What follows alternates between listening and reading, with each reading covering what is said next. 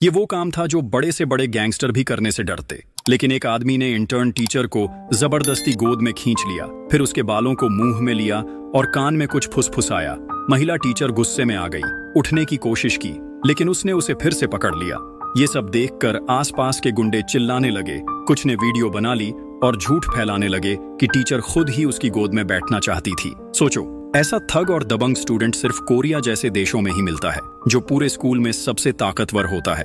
जगसंग नाम का ये लड़का शायद किसी बड़े रसूखदार परिवार से है। वो अपनी ताकत और पहुंच का इस्तेमाल करके स्कूल में डर फैलाता है। वो अपने गूंज को भेजकर उन बच्चों को तंग करता है जिनसे उसे नफरत होती है।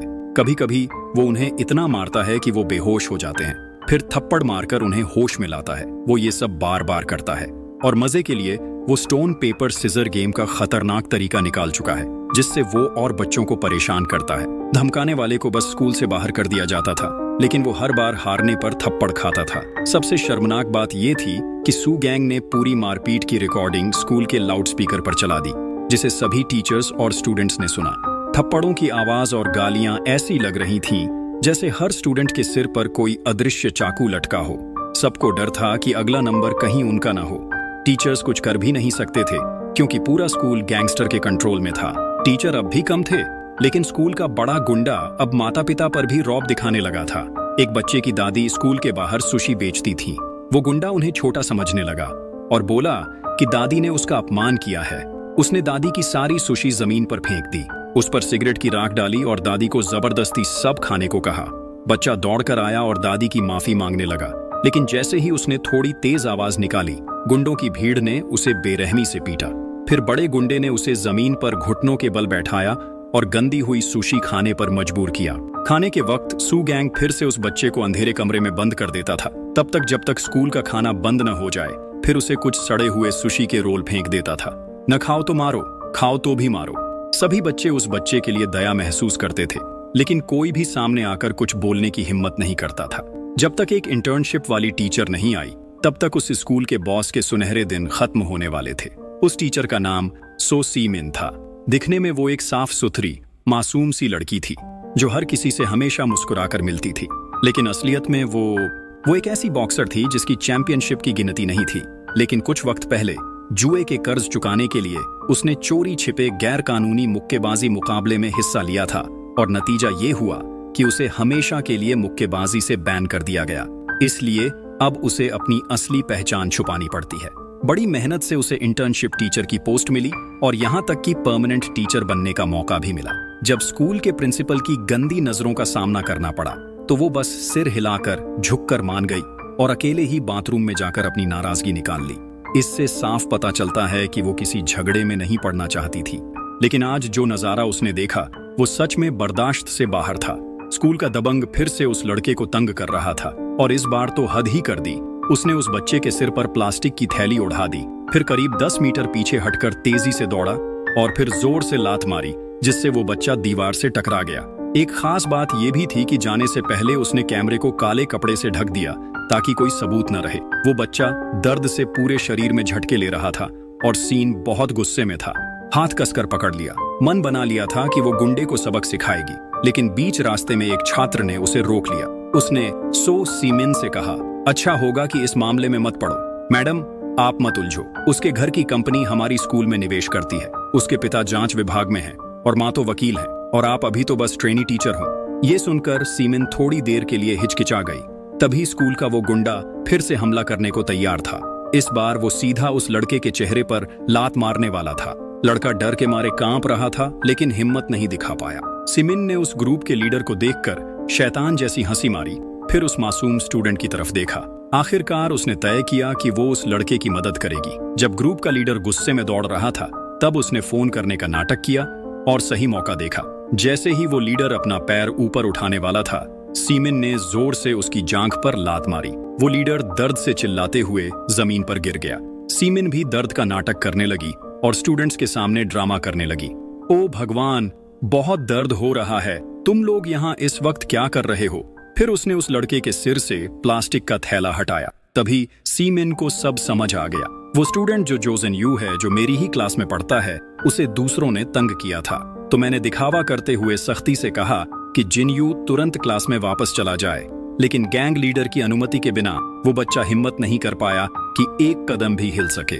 मजबूरी में साइमाइन को उसे धक्का देकर भेजना पड़ा।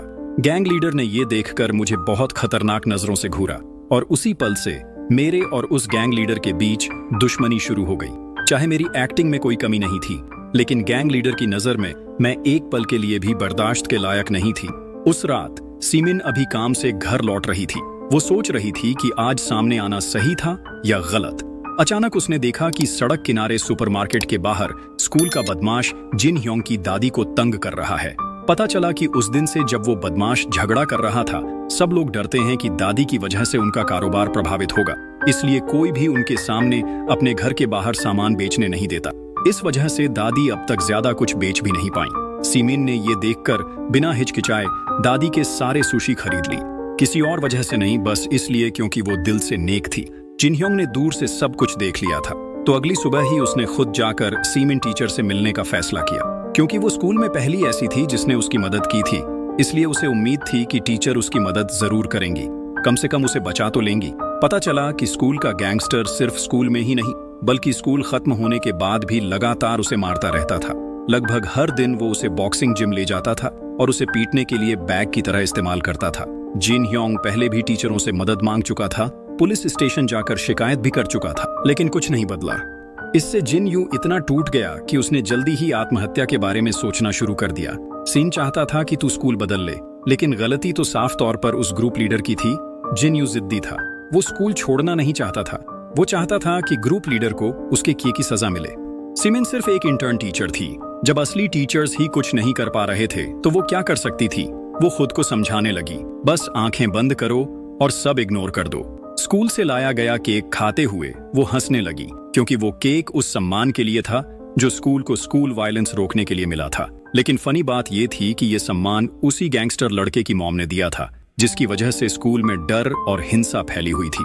सीमिन के अंदर इंसाफ की फीलिंग थी, वो इस सब को नजरअंदाज नहीं कर पाई। आखिरकार सीमिन ने तय किया कि वो अपनी ऑफिशियल ट्रांसफर पर असर डाले बिना किसी भी तरह से जिन वू की मदद करेगी। अगले दिन वो स्कूल के ग्रुप लीडर के पास गई। सीमिन ने सोचा था कि वो थोड़ा नरम अंदाज में बात करेगी, उससे कहेगी कि जिन वू को परेशान करना बंद करे, और अगर उसे कोई अंदरूनी परेशानी है तो वो खुलकर बता सकता है। लेकिन किसे पता था कि सू गैंग उसकी बात सुनते ही गुस्से से भड़क उठेगा। उसने अचानक मुट्ठी बनाकर उस पर हमला करने की कोशिश की। सीमिन की सोच सही थी, लेकिन उसे बात तक पूरी करने का मौका नहीं मिला। ऐसे बिहेवियर के साथ कुछ भी बदलना मुश्किल था। अब उसने कोई रहम नहीं दिखाया। उसने उस लड़के की पहचान उजागर करके एक शिकायत सीधा शिक्षा विभाग को भेज दी। लेकिन जैसे ही वो शिकायत गई, पूरे स्कूल में हड़कंप मच गया। सारे टीचर घबरा गए। तभी एक सफेद बेंटली तेजी से स्कूल में घुसी। बच्चे चिल्लाने लगे, क्योंकि सब जानते थे कि जो भी आया है उससे टीचर्स की मुश्किलें और बढ़ेंगी। उस कार से उतरी उसी बदमाश लड़कों के ग्रुप के लीडर की माँ। गुस्से में वो ऑफिस में घुसी और जोर से बोली, बताओ शिकायत किसने भेजी है? यहाँ तक कि वो औरत जो स्कूल की क्लास टीचर और गार्ड से भी भिड़ गई थी, वो सब कुछ बस अपनी नौकरी बचाने के लिए कर रही थी। स्कूल का माहौल इतना डरावना था कि लोग ठीक से सांस भी नहीं ले पा रहे थे। जब उस गैंग के लीडर की माँ को पता चला कि कोई नहीं बता रहा कि शिकायत किसने की, तो उसने हार नहीं मानी। तभी सिमिन ने एक ठोकर मारी और खुद सामने आ गई। माफ करना, शिकायत मैंने ही भेजी थी। उस औरत ने गुस्से में कहा, तू अपने आप को क्या समझती है जो ये सब करने की हिम्मत की? इस लड़की को तुरंत स्कूल से निकालो। सिमिन ये सुनकर घबरा गई और हाथ जोड़कर माफी मांगने लगी। माहौल बहुत तनावपूर्ण था। स्कूल के गैंगस्टर ने बाहर खड़े जिन ह्योंग को देख लिया था। सू गैंग ने तुरंत उसे धमकी दी, अगर उसने दोबारा ऐसा किया तो वो उसे जिंदगी भर सताएगा। तू बच नहीं पाएगा बेटे, कहकर उसने जिन ह्योंग के कान में काट लिया। सिमिन की विनती का कोई असर नहीं हुआ, लेकिन जब उसे लगा कि उसकी जॉब चली जाएगी, तो क्लास टीचर ने कहा कि सामने वाला अब मामला आगे नहीं बढ़ाएगा। असल में वो गैंगस्टर अभी अभी प्रिंसिपल डीन के पास गया था और बोला कि जीन को जॉब से न निकाला जाए, क्योंकि सिर्फ उसी से उसका एंटरटेनमेंट होता है।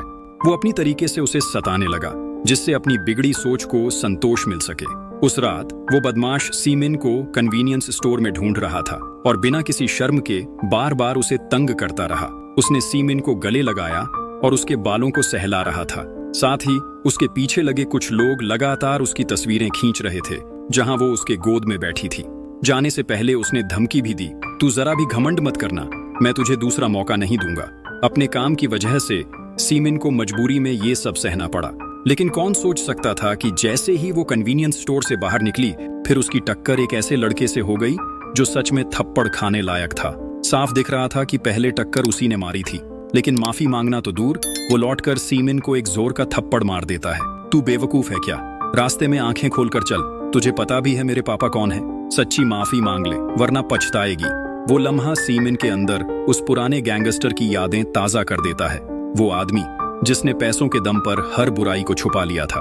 सीमिन सोचने लगती है, क्या पैसा सच को भी ढक सकता है? क्या इंसाफ सिर्फ अमीरों के लिए है? अगर 2 साल पहले अपने पापा से मिली होती तो शायद सब कुछ बदल जाता। वो लड़का बोलते बोलते बार बार सीमिन के सिर पर थप्पड़ मार रहा था। इस वक्त सीमिन की अंदर की लड़ाकू फितरत पूरी तरह जाग चुकी थी।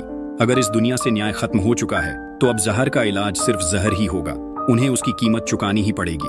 तभी उसने अपना पैर उठाया और जोरदार लात मारी उस लड़के के चेहरे पर। एक ही वार में वो लड़का बेहोश हो गया। इसके बाद सीमिन ने अपने बदले की योजना शुरू की। वो घर गई, एक बिल्ली का मास्क निकाला और स्कूल के गैंगस्टर का पीछा करना शुरू किया।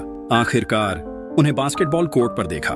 उस वक्त स्कूल के कुछ गुंडों और बाहर से आए लड़कों के बीच कोर्ट को लेकर जबरदस्त झगड़ा चल रहा था।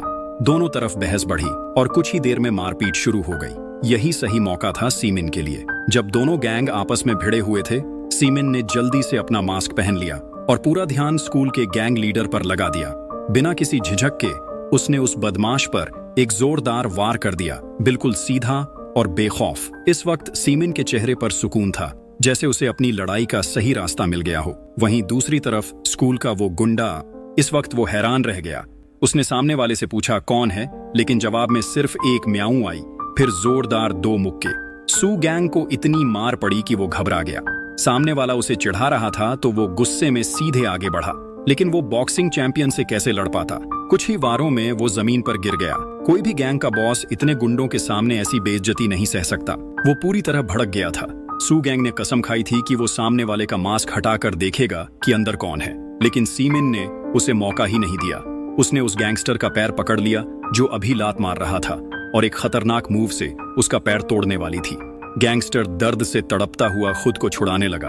उसने जोर से दोनों हाथ मारे। उसकी आंखों में खून की प्यास थी, लेकिन दुख की बात थी कि सीमिन के सामने उसकी कोई ताकत नहीं चली। ये तो अंडे से पत्थर टकराने जैसा था। दोनों ने एक दूसरे को मुक्का मारा, कोई चोट नहीं लगी और सू गैंग के मुंह से खून टपक रहा था। तभी दूर से पुलिस की सायरन की आवाज आई। सो सीमिन ज्यादा देर नहीं रुकी, क्योंकि उसे डर था कि उसकी पहचान खुल जाएगी। स्कूल के उस दबंग हान सूकांग को भी डर था पकड़े जाने का, इसलिए वो चुपचाप सह गया। इस मजेदार लड़ाई के बाद सो सीमिन जमीन पर लेटी हुई खुशी खुशी हंस रही थी। उसे पता भी नहीं था कि दूर कहीं एक छात्र उसे छुप के देख रहा है। वो छात्र जिन ह्योन की क्लास का था और पहले वो भी उस दबंग का शिकार रहा था, लेकिन अब उसकी नजरें सो सीमिन को देखकर पूरी तरह से तारीफ से भर गई थी। अगले दिन खबर फैली कि स्कूल का गुंडा बुरी तरह पिट गया है। भले ही कोई नहीं जानता कि ये हीरो कौन है, लेकिन सारे बच्चे बहुत खुश थे और टीचर्स भी इस बारे में खूब चर्चा कर रहे थे। कुछ लोगों ने तो मजाक में उस गुंडे की मेज पर गंदा पेंटिंग भी बना दिया था। इससे गुंडा बहुत गुस्से में आ गया। जब वह पूरी क्लास पर गुस्से से चिल्ला रहा था, तभी क्लास टीचर अंदर आई। मेज पर जो था देखकर उन्होंने हंसी दबाई और बोली, दूसरी मेज पर बैठ जाओ, इतनी छोटी बात पर गुस्सा मत करो। उसने तो उस गैंगस्टर को क्लास के नियम मानने को कहा। इससे वो गैंगस्टर जो पहले से ही गुस्से में था और भी ज्यादा भड़क गया, क्योंकि ये पहली बार था जब क्लास टीचर ने उसे हुक्म दिया। उसे समझ आ गया कि हार जाने की वजह से सब लोग उसका मजाक उड़ा रहे हैं। फिर उसने झगड़ा करना भी छोड़ दिया और कुछ गुंडों को लेकर क्लास छोड़ दी। इसके बाद सुगांग ने गाड़ी इतनी तेज चलाई जैसे हवा में उड़ रहा हो। साथ बैठे गुंडे डर गए कि कहीं एक्सीडेंट ना हो जाए, इसलिए जल्दी से गैंगस्टर को एक चालाक योजना बताई। अगर तेरे दिल में कुछ उलझन है तो उसे बाहर निकाल के दिखा। और जब कैमरा सीन बदलता है तो जिन यू का सारा कपड़ा उतार लिया गया था, सिर पर झोला डाल दिया था और शरीर पर गंदी बातें लिखी हुई थी। गैंग का मुखिया ने उसे आदेश दिया कि 5 मिनट के अंदर 1 किलोमीटर दूर चिकन फ्राई की दुकान जाकर खाना लाना है। उस वक्त तापमान लगभग 0 से नीचे था, लेकिन फिर भी जिन यू को बिना कमीज के दौड़ना पड़ा। पूरा शरीर पसीने से भीगा हुआ था। सोचने का वक्त नहीं था। उसने जल्दी से मांगे गए ऑर्डर दे दिए। दुकान के मालिक ने उसकी हालत देखी तो बहुत दुख हुआ। जो बच्चा फास्ट फूड शॉप में पार्ट टाइम काम करता था, वही सीमिन की असलियत सबसे पहले जान पाया। वो अपनी बाइक लेकर बिजली की रफ्तार से सीमिन को ढूंढा और उसे बताया कि जिन ह्योन को फिर से तंग किया जा रहा है। फिर उसने अपनी जैकेट सीमिन को दे दी और कहा कि अगर उसने जैकेट नहीं पहनी होती तो कोई उसकी असली पहचान पकड़ सकता था।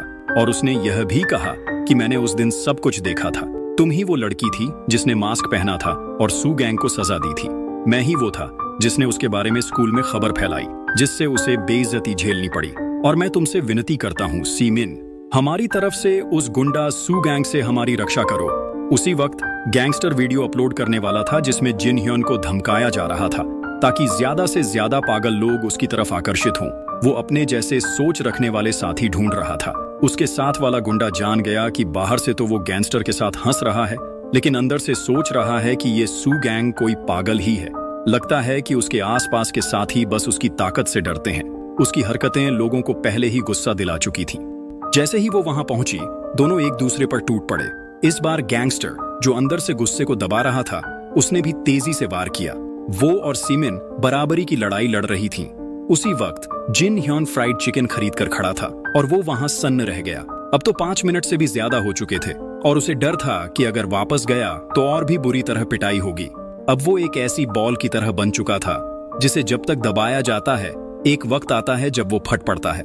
किचन में काटने वाले नाइफ को देखते हुए उसने एक बहादुर फैसला किया। अगर वापस जाकर भी पिटना है तो अच्छा है कि वो खुद के लिए लड़ दे।